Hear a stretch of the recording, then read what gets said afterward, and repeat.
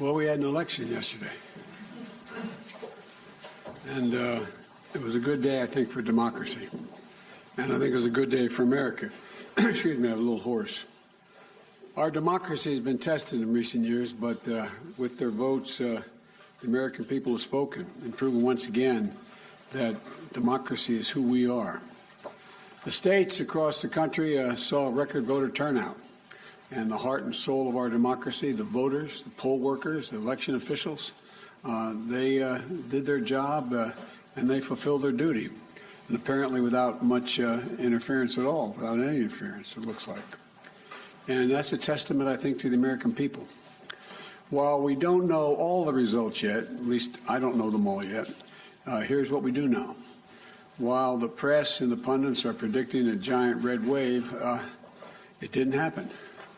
And I know you were somewhat miffed by my obsessive optimism, but I felt good during the whole process. I thought we were going to do fine. While any seat lost is painful, some good Democrats didn't win the last night. Democrats had a strong night.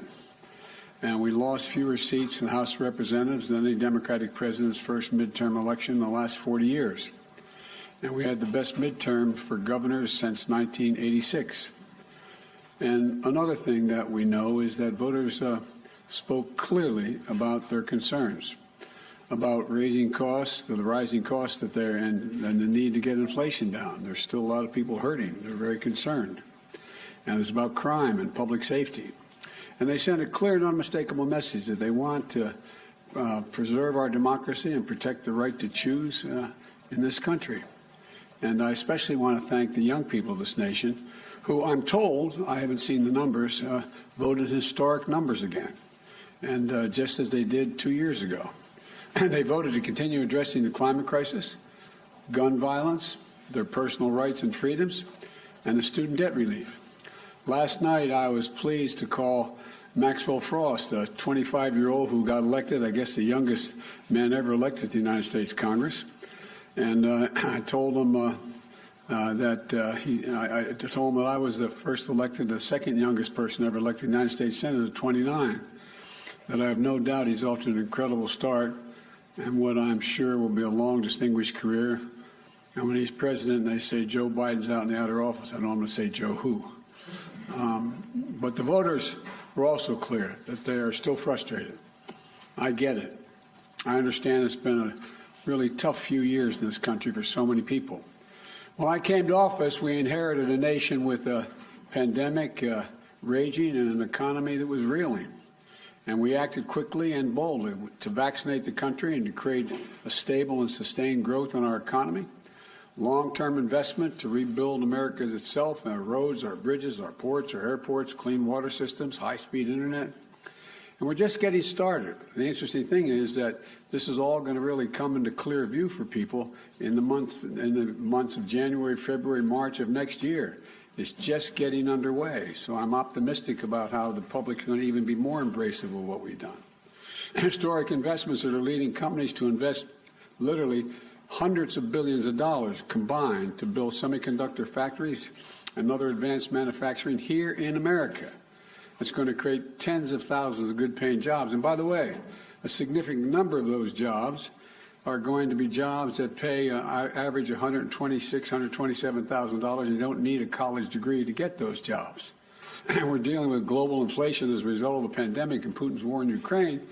We're also handling it better than most other advanced nations in the world. We're lowering gas prices. We're taking on powerful interest, lower prescription drug costs, and health insurance premiums, and energy bills. After 20 months of hard work, the pandemic no longer controls our lives. It's still a concern, but no longer controls our lives. Our economic policies have created a record 10 million new jobs since I came into office. Unemployment rate is down from 6.4 when I was sworn in to 3.7%, near a 50-year low. And we've done all this while lowering the federal deficit in the 2 years by $1.7 trillion. Let me say it again, $1.7 trillion. No administration has ever cut the deficit that much.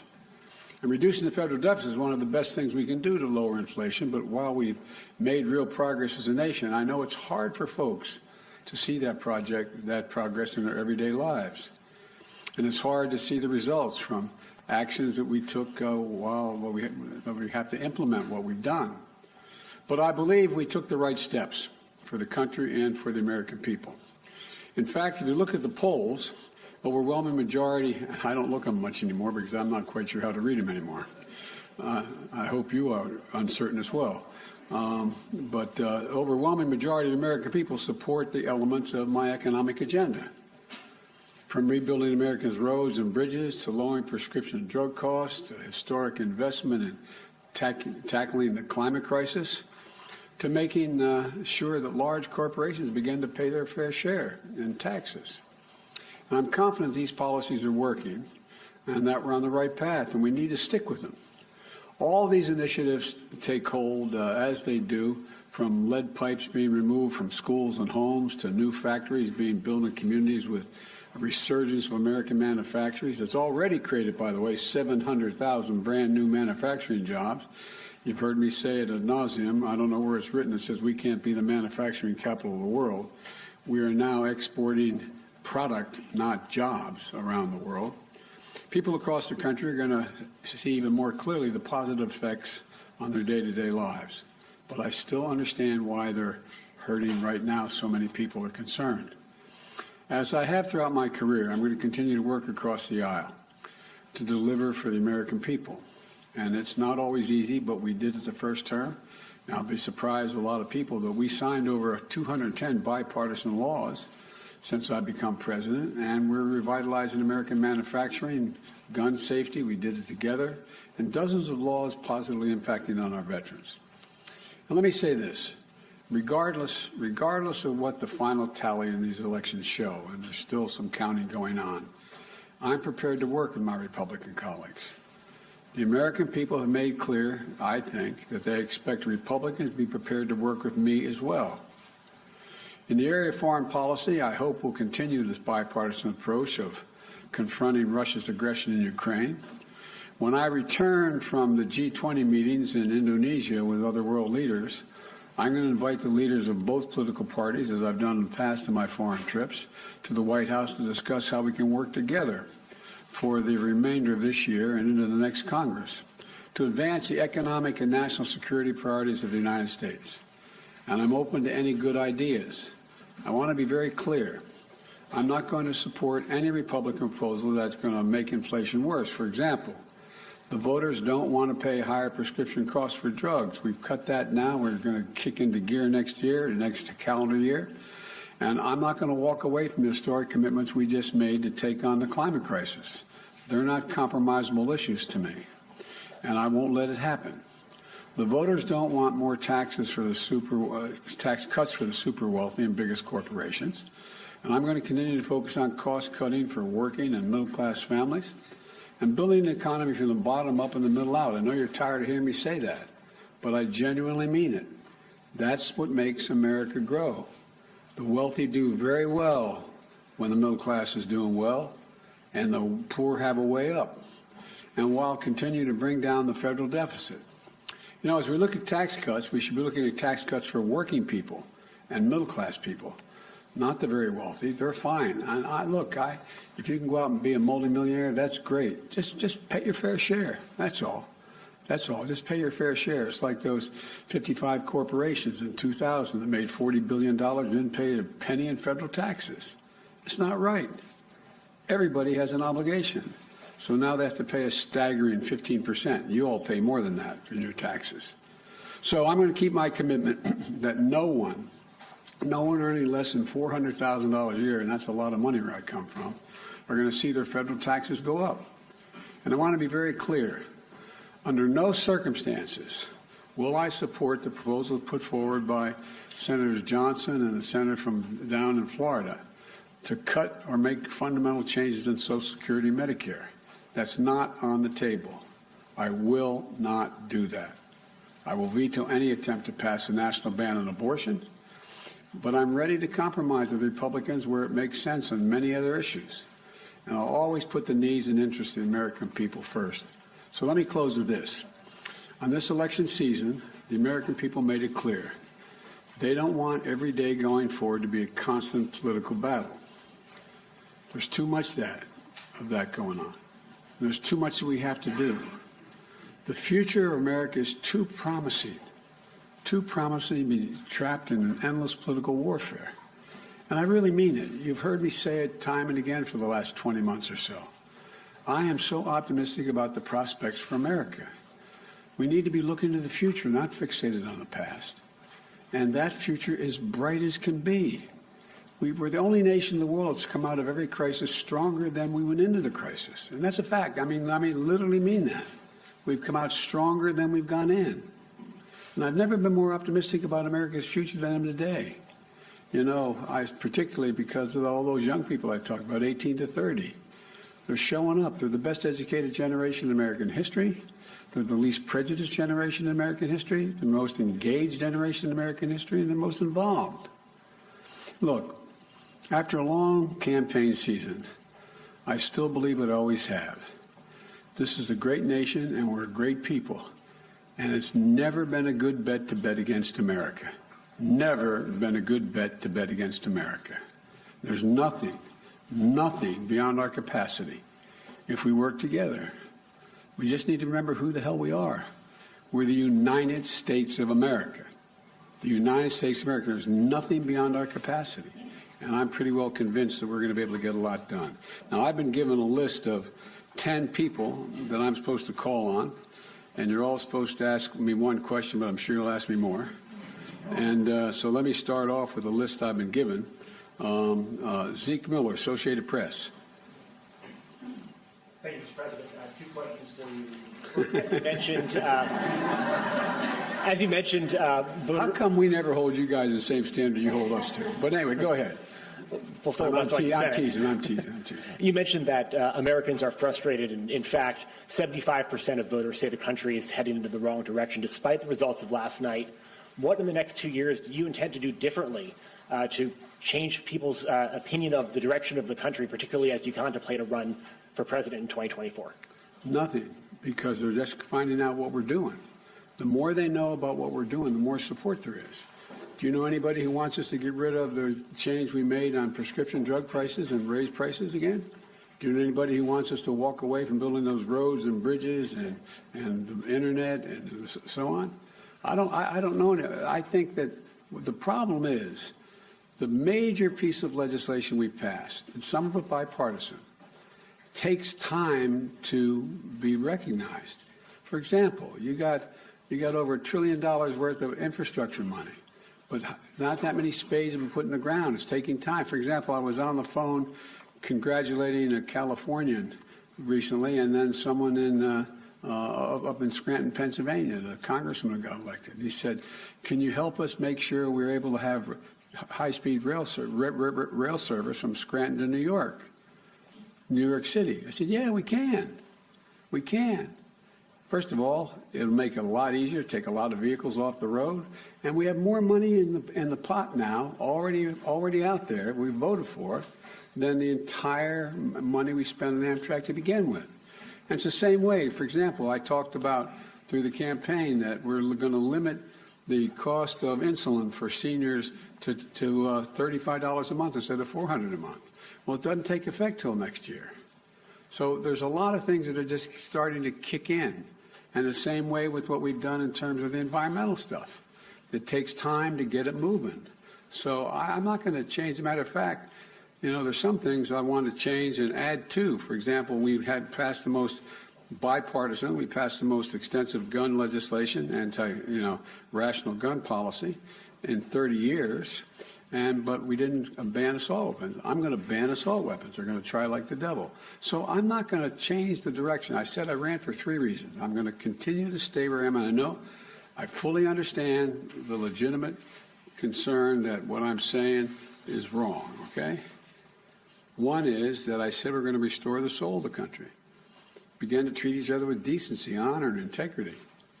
And it's starting to happen. People are the conversations are becoming more normal, becoming more. How can I say it? Decent. Second thing I said was I want to build a country from the middle out, the bottom up, and that way everybody does fine. I'm tired of trickle down. Not a whole lot trickles down when you trickle down to hardworking folks. And the third thing I know is still very hard.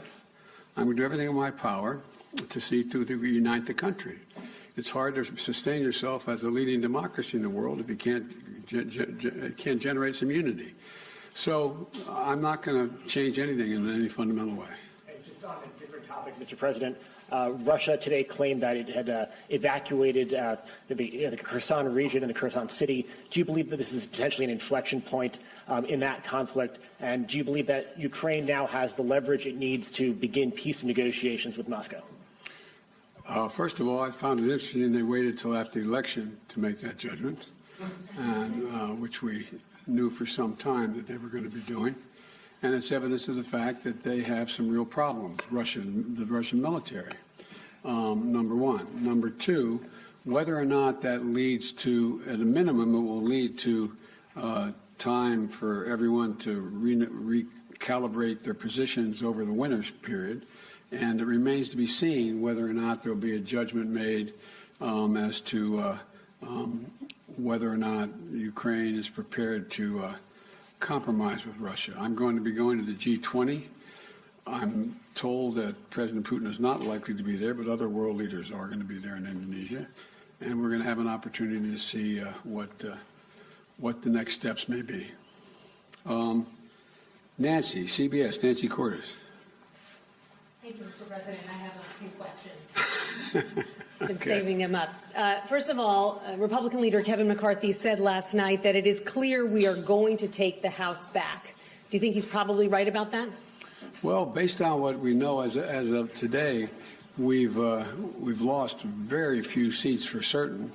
We still have a possibility of keeping the House, but it's going to be close. And for example, in Nevada, we won all three of those seats, contested seats. I went out for each, and I spoke with for each of those folks, but we won them all. I didn't know that last night, so it's a moving target right now, but it's going to be very close. Can you describe your relationship with Mr. McCarthy? How often do you speak to him? What do you think of him? I think he's a Republican leader, and I haven't had much of occasion to talk to him, but I will be talking to him. I think I'm talking to him later today. When it comes to your legislative agenda, when you were vice president, your legislative agenda basically ran into a brick wall 2 years in when Republicans took control of the House, and that lasted for the rest of the Obama presidency. Is there any way for you to prevent that same fate from happening this time around? Yes. If Republicans take control of the House? Yes, because it's going to be much closer if they take control. If they can't, look, the predictions were, and again, I'm not being critical of anybody who made the predictions. I got it, okay? This is supposed to be a red wave. You were talking about us losing 30 to 50 seats, and this is going to, nowhere near, that's not going to happen. And so there's always enough people on the other team, whether it's Democrat or Republican, that the opposite party can make an appeal to and maybe pick them off to get the help. And so it remains to be seen. But look, I doubt whether or not, for example, all the talk, I'd ask I don't expect you to answer, but the rhetorical question, do you think that, Senator Johnson is going to move to cut Medicare and Social Security? And if he does, how many Republicans do you think are going to vote for it? So it depends. And then my final question. Republicans have made it clear that if they do take control of the House, that they want to launch a raft of investigations on day one into your handling of Afghanistan, the border. They want to look into some of your cabinet officials. They want to investigate you. They may even want to investigate your son. What's your message to Republicans who are considering investigating your family, and particularly your son Hunter's business dealings? Lots of luck in your senior year, as my coach used to say. Look, I think the American public want us to move on and get things done for them. And, I heard that it was reported, whether it's accurate or not, I'm not sure, but it was reported many times that Republicans were saying, and the former president said, how many times are you going to impeach Biden? Impeachment proceeding against Biden. I mean, I think the American people will look at all of that for what it is. It's just almost comedy. I mean, but look, I can't control what they're going to do. All I can do is continue to try to make life better for the American people. Okay, Phil Mattingly, CNN. Thank you, Mr. President. I have 37 quick. Okay. Sir, at a fundraiser last month, you said, quote, the rest of the world is looking at this election, both the good guys and the bad guys. You noted you're going to the G20 in a couple days. You'll come face to face with many of those leaders the same moment that your predecessor is considering launching his re-election effort. How should those world leaders, both good guys and bad guys, view this moment both for America and for your presidency? Well, first of all, these world leaders know we're doing better than anybody else in the world, as a practical matter. Notwithstanding the difficulties we have, our economy is growing. You saw the last report. We're still growing at 2.6%. We're creating jobs. We're still in a solid position. And there's not many other countries in the world are in that position. And I promise you, from the telephone calls I still have and from the meetings I have with other heads of state, they're looking to the United States and saying, how are you doing? What are you doing? What can we do together? So I think that the vast majority of my colleagues, at least those colleagues who are NATO members, European Union, Japan, South Korea, et cetera, I think they're looking to cooperate and wanting to know how we can help one another. And what was the other question? Oh, I'm sorry. No. So I think one way I would follow up on that is you noted that you felt like there was a shift in terms of people being willing to show more decency in this moment. You've often talked about breaking the fever or kind of a transition from this moment that we've faced over the last several years. Do you feel like the election is what represents that? Do you feel like the fever is broken, I guess? Well, I don't think we're going to break the fever for the super mega MAGA Republicans. I mean, but I think they're a minority of the Republican Party. I think the vast majority of the members of the Republican Party, we disagree strongly on issues, but they're decent, honorable people. We have differences of agreement on issues. But they, I work with a lot of these folks in the Senate and the House for a long time, and they're honest and they're straightforward. They're different than mine, but they're decent folks, and so I think that the rest of the world, and a lot of you have covered other parts of the world, and the rest of the world is looking at the United States. I guess the best way to say this is to repeat what some of you heard me say before. The first G7 meeting for the public, that's the 7 largest democracies, when I went to right after we got elected in February, after I got sworn in January. And I sat down at a round table with the 6 other world leaders from the European Union and Canada, et cetera, and said, America's back. And one of them turned to me and said, for how long?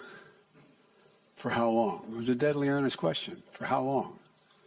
And I looked at them, and then another one went on to say, and I'm not going to name them, went on to say, what would you say, Joe, if in fact we went to bed tonight here in England, woke up the next morning and found out that thousands of people had stormed the Parliament of Great Britain, gone down the hall, broken down the doors, 2 cops ended up dying, a number of people injured, and they tried to stop the confirmation of an election. It's not the same situation, obviously, as we have.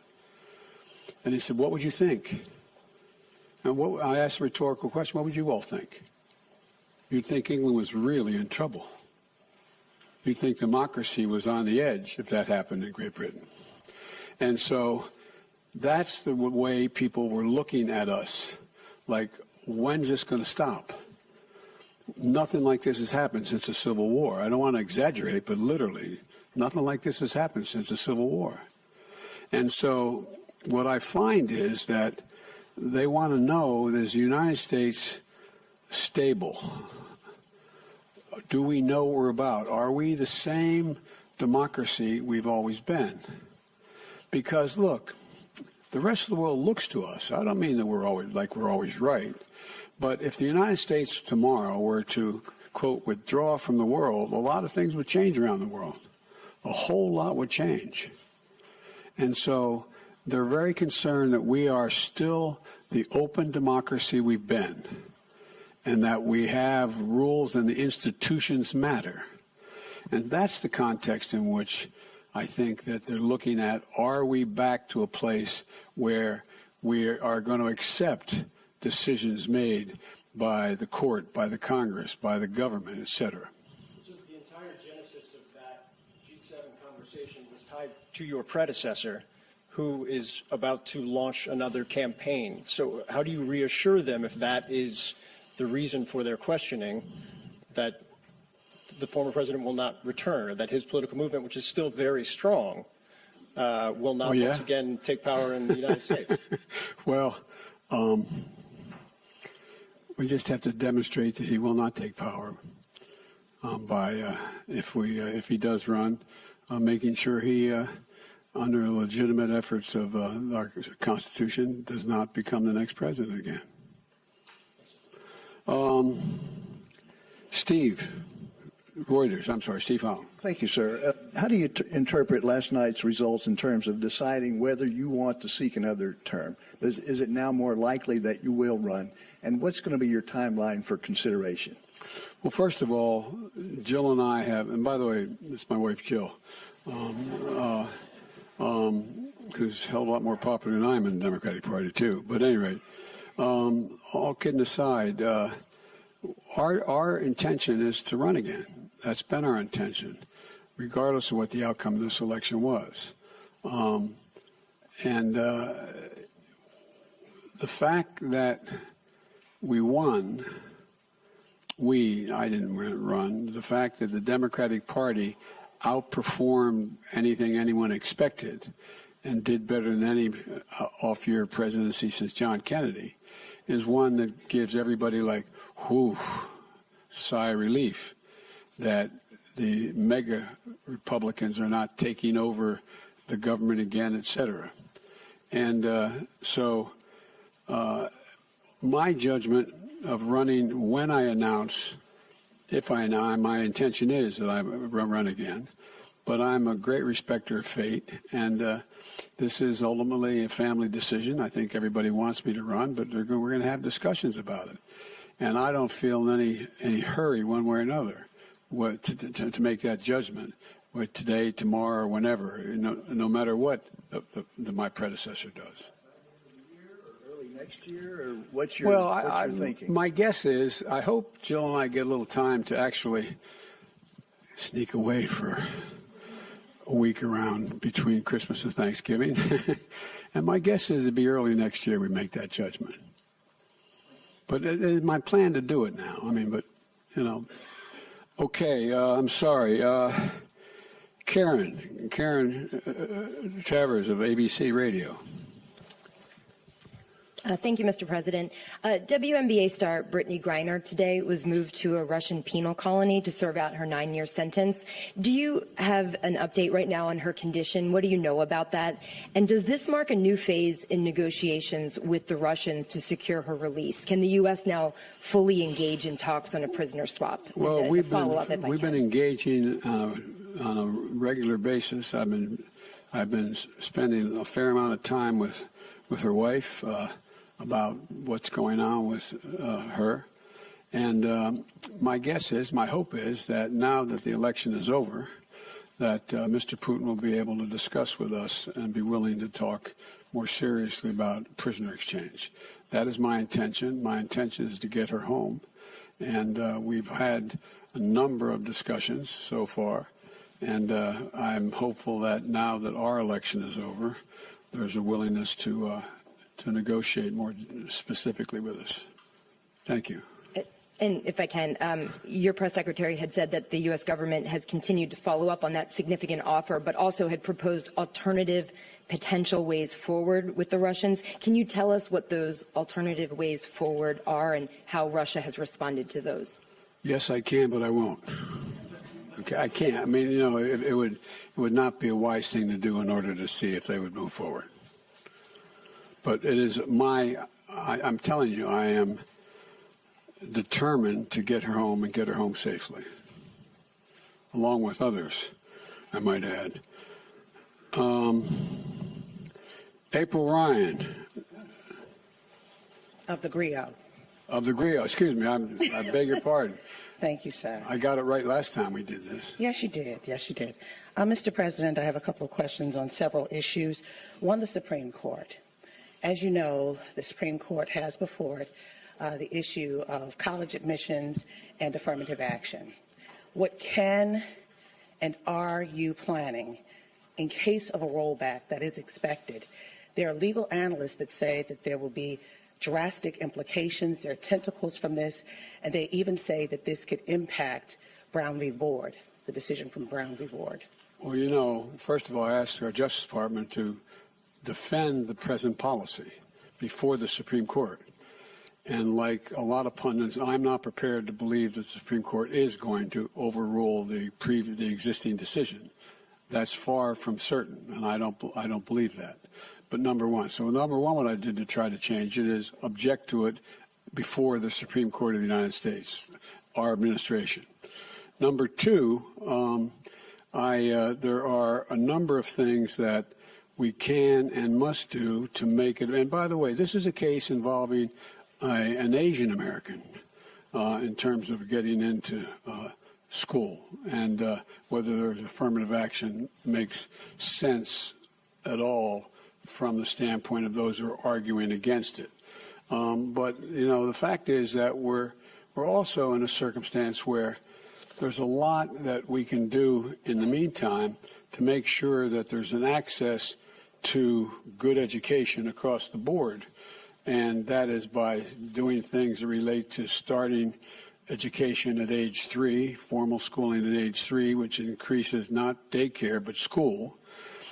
All the studies over 10 years show that that increases the prospect of someone making it through 12 years without any difficulty, no matter what the background they come from, by 56%. And I also think that we should be making sure that we have the ability to provide for 2 years of education beyond that, whether it's apprenticeships or community colleges. And we also are in a situation where I think that, for example, I want to make sure a lot of it has to do with finances as well, that we make sure that we have help for people who come from modest means to be able to get to school. You know, the cost of college education has increased fourfold. And it used to be that a Pell Grant would cover something like 70% of the college tuition. Now it covers significantly less than that. So I want to increase the Pell Grants as well. But let's see what the Supreme Court decides. And I am hopeful, and our team and the lawyers that argued for us are not nearly as certain as the people you quoted as saying it's going to be overruled. Next question, sir. The issue is inflation. The GRIO and KFF conducted a study of black voters that said inflation was the #1 issue, and we saw it in this midterm election. What can you promise concretely in these next 2 years that will help turn the pocketbook for the better in the midst of staving off a recession? Well, a number of things. First of all, black unemployment is almost cut in half under my administration just since I began. More black businesses have opened up, small businesses, than ever before. We're now in a situation where we're providing, through the Small Business Administration, down payments for people buying homes, because most people accumulate wealth in the value of their home. Most middle-class families are like mine. My dad bought a home, didn't have it, just scraped together to get a home. By the time he was able to retire, he had built up equity in the home. That's how most people do that. But what I can't do is I can't guarantee that we're going to be able to get rid of inflation, but I do think we can. We've already brought down the price of gasoline about $1.20 a gallon across the board, and I think that the oil companies are really doing the nation a real disservice. Six of them made over $100 billion in the last quarter in profit. $100 billion. In the past, if they had done the two things that they have done before, one, invest in more refineries and producing more product, and or passing on the rebates to the gas stations. They sell the oil at a cheaper rate than they are selling it now, not taking advantage, and that lowers the price of the total gallon of gas because that gets passed on. So there's a whole lot of things that we can do that are difficult to do, but we're going to continue to push to do them. And the other thing is that one of the things that makes a gigantic difference is what are the costs that exist in the average family and average black community. One, prescription drug cost. Well, we're driving those down precipitously beginning next year. And, I'll bet a lot of people in the African American and Caucasian community that need to take insulin for diabetes. Well, we're going to be reducing that cost. They're not going to pay more than $35 for the insulin instead of average of $400. And I can go down the list of the things that my dad used to say it a different way. At the end of the month, the things you have to pay for, from your mortgage to food on the table to gasoline in the automobile, do you have enough money to do it? And when it's done, do you have anything left over? And medical bills are a big piece of that, particularly in the African American community and the poorer communities. They need help. And so we're driving down all of those costs, and we've already passed the legislation to do that. It's just taking effect. So there's a lot of things we can do to affect the things that people need on a monthly basis to reduce their inflation, their cost of living. But I am optimistic because we continue to grow and at a rational pace. We are not anywhere near a recession right now in terms of the growth, but I think we can have what most economists call a soft landing. I'm convinced that we're going to be able to gradually bring down prices so that they, in fact, end up with us not having to move into a recession to be able to get control of inflation. And Mr. President, last question on humanity. Everybody else got some. Well, you're coming. Okay, go ahead. Last question on humanity. Sir, you can't legislate and you can't executive order out the issue of empathy or the lack thereof in the midst of this rhetoric, this heated political rhetoric. What's next?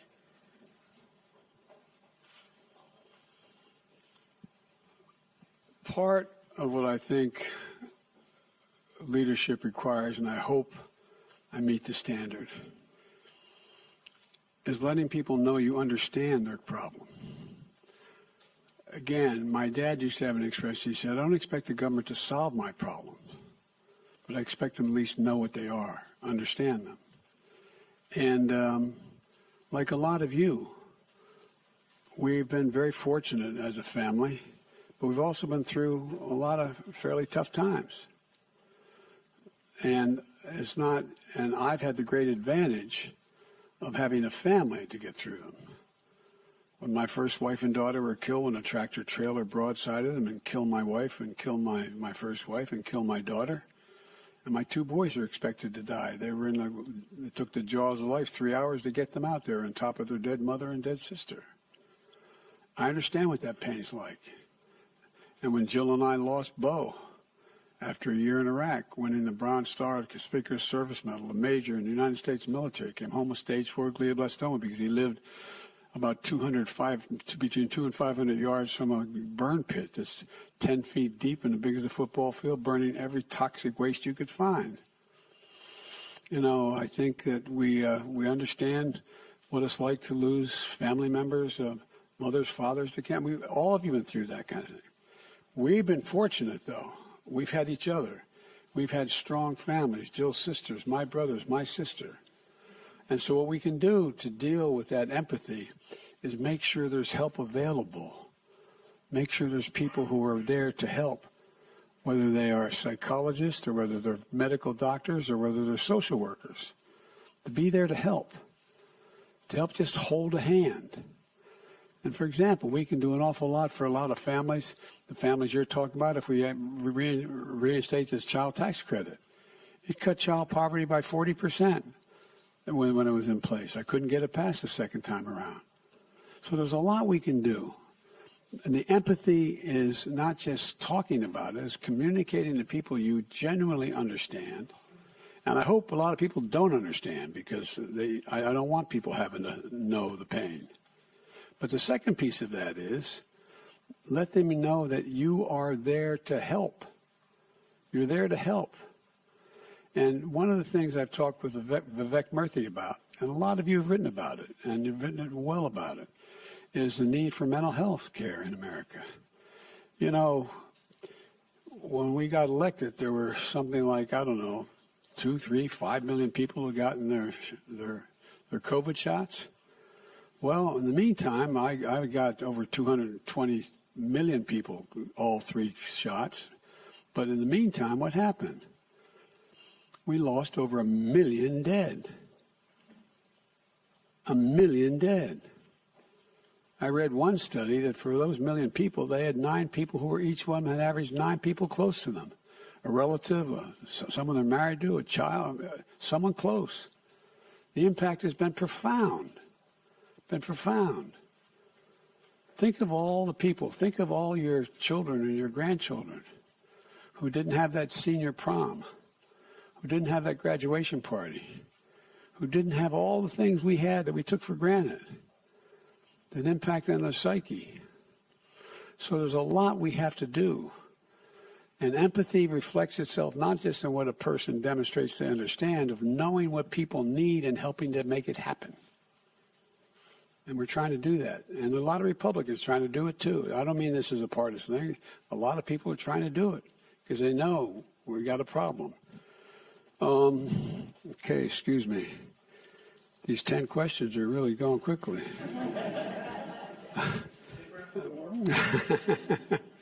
Well, I've got to meet with some of my, talk to some of the Republican leadership soon. But anyway, Jenny Leonard, Bloomberg. Thank you, Mr. President. 2 questions. One, shifting back to your trip to Asia. When you meet with President Xi Jinping of China, will you tell him that you're committed to defending Taiwan militarily? And what are you hoping to get out of this meeting that will make it a success? Are you willing to make any concessions to him?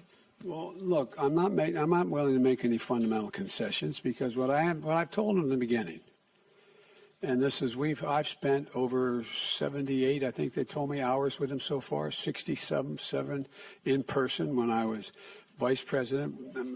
President Obama knew he couldn't spend time with the vice president of other countries, so I traveled 17,000 miles with him in China and around in the United States. I've met with him many times. And I've told him, I'm looking for competition, not conflict. And so what I want to do with him when we talk is lay out what kind of each of our red lines are, understand what he believes to be in the critical national interests of China, what I know to be the critical interests of the United States, and to determine whether or not they conflict with one another. And if they do, how to resolve it and how to work it out. And so, and Taiwan doctrine has not changed at all from the very beginning. So I'm sure we'll discuss China, Taiwan, and I'm sure we'll discuss a number of other issues, including fair trade and relationships relating to his relationship with other countries in the region. And so anyway, so there's a lot we're going to have to discuss. You want another question? Yes, Everybody else got one? You didn't say if you will tell Xi Jinping personally that you are committed to defending Taiwan. I'm going to have that conversation with him. That wasn't my second one. Sorry. Sorry, I actually have an unrelated question, too.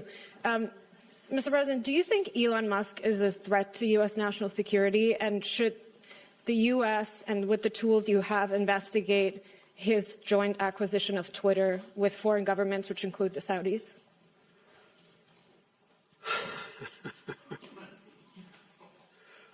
I think that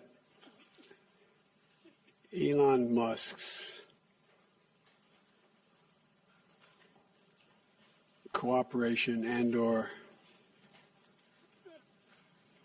technical relationships with other countries is worthy of being looked at. Whether or not he is doing anything inappropriate, I'm not suggesting that. I'm suggesting that it's worth being looked at.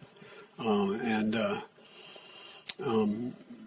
but that's all I'll say. There's a lot of ways. All right. Kristen Welker. Thank you so much, Mr. President. I appreciate it. I want to follow up with you on working with Republicans. Leader McCarthy again suggested that he is not prepared to write what he has called a blank check to Ukraine, and yet you expressed optimism that funding for Ukraine would continue, that the policies toward Ukraine would continue. Why should the people of Ukraine and this country have confidence in that, given the comments by Leader McCarthy? And just to follow up with you on your comments to Zeke, you said you don't need to do anything differently. If Republicans control the House, don't you need to recalibrate to some extent to try to work across the aisle with a Republican-led House? Well, let me put it this way. What I meant was I don't have to change any of the policies I've already passed. That's what they said they want to go after. And so what I have is a simple proposition. I have a pen that can veto. Okay? So that's what I mean. I don't have to recalibrate whether or not I'm going to continue to, fund we're going to continue to fund the infrastructure bill, or we're going to continue to fund the environment, et cetera. We have to, I think there is a growing pressure on the part of the American people, expecting both parties and all elements of both parties to work out their substantive differences, and not just, I'm not going to do that because it would benefit that party. Just making it personal. So it remains to be seen what the makeup of the House will be. But I'm hopeful that Kevin and I can work out modus vivendi as to how we'll proceed with one another. So, will aid to Ukraine continue uninterrupted? That is my expectation. And by the way, we've not given Ukraine a blank check. There's a lot of things Ukraine wants we didn't do. For example, I was asked very much whether we provide American aircraft to guarantee the skies over Ukraine. I said, no, we're not going to do that. We're not going to get into a third world war, taking on the Russian aircraft and directly engage. But would we provide them with all the rational ability to defend themselves? Yes. We try those HIMARS. Well, the HIMARS, there's two kinds of, but in the average person's parlance, rockets you can drop in those. One that goes over 600 miles and one that goes about 160 miles. We didn't get many ones that go to 600 miles because I'm not looking for them to start bombing Russian territory. And so we want to make sure that there's a relationship, that they're able to defend themselves and take on what is purely the ugliest aggression that's occurred since World War II on a massive scale on the part of Putin within Ukraine. And there's so much at stake. So I would be surprised if Leader McCarthy even has a majority of his Republican colleagues who say they're not going to fund the legitimate defensive needs of Ukraine. And just a quick one.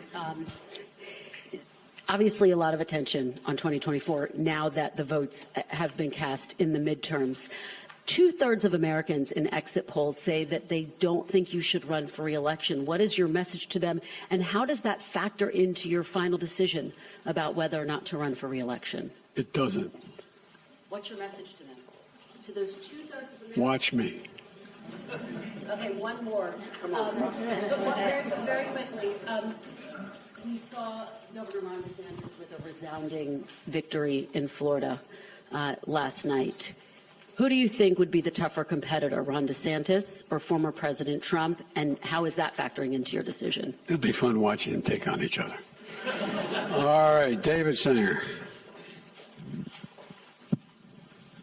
Thank you, Mr. President. I also have a question for you about China, but before I do, I just wanted to follow up on something you said earlier. When you said it remains to be seen whether the Ukraine government is prepared to compromise with Russia. Previously, you've told us the only thing for the Russians to do is get completely out of Ukraine, go back to the lines that existed prior to February 24. Are you suggesting with the word compromise that you think that there is room for territorial compromise now? No, I'm not. See, that's up to the Ukrainians. Nothing about Ukraine without Ukraine. So what kind of compromise do you have in mind? I didn't have any in mind. You have asked the question whether or not, if I recall, whether or not what would happen if, in fact, after this, I think the context is that whether or not they're pulling back from Fallujah and from the Kherson, the city of Kherson, and they're coming back across the river to the eastern side of the river, the Russian forces. And I said, what's going to happen is they're going to both lick their wounds, decide what they're going to do over the winter, and decide whether or not they're going to compromise. That's what's going to happen, whether or not. I don't know what they're going to do. But I do know one thing, we're not going to tell them what they have to do. You were asked before about your meeting with President Xi. At this point, the Chinese government, by the estimate of the Pentagon, is getting ready to bring their force of nuclear weapons up to over 1,000 weapons, significant increase from what they've had for many decades. You've seen the threats from President Putin about the use of his nuclear force. Remember how you all went after me when I said that was real? And what in your view happened? Do you think he backed off because of that? No, I'm not saying. I just found it interesting that Biden's being Biden's being extremist, and it turns out you all are writing about it now. Kind of fascinating. So my question is, do you think that they are putting together a real alliance, the Chinese and the Russians? And do you believe that you need to begin speaking with President Xi about some form of arms control if he's going to get up to a level of weapons similar to what the United States and Russia have right now? No and yes. No, I don't think there's a lot of respect that China has for Russia or for Putin. I don't think they look at that as a particular alliance. Matter of fact, they've been sort of keeping their distance a little bit. I do think that it remains to be seen whether Xi Jinping has decided that, or backed off of his initial judgment that he wanted China to have the most powerful military in the world, as well as the largest economy. But he's a long way from both. But I think talk about nuclear weapons and location, a number of them, and access is important to discuss. Thank you all so very, very much. Thanks for watching our YouTube channel. Follow today's top stories and breaking news by downloading the NBC News app.